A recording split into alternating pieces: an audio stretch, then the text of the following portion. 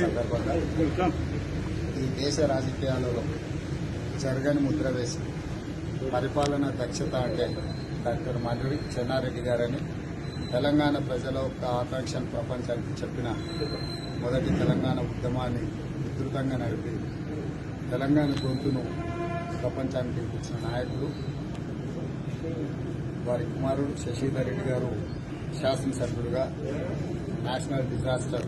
Management vice చైర్మన్గా తెలంగాణలో సాగునీటి ప్రాజెక్టుల మీద, అదేవిధంగా ఎన్నికల నియమ నిబంధనల మీద అపారమైన అనుభవం ఉంది. కాంగ్రెస్ పార్టీకి ఎనలేని సేవలు అందించిన శశిధర్ రెడ్డి గారి సలహాలు సూచనలు తీసుకొని కాంగ్రెస్ పార్టీ యొక్క భవిష్యత్ కార్యాచరణ నిర్ణయించుకొని రేపు జరగబోయే బాధ్యతల స్వీకరణకు వారిని ప్రత్యేకంగా ఆహ్వానించి కాంగ్రెస్ పార్టీని ముందుకు నడిపించడంలో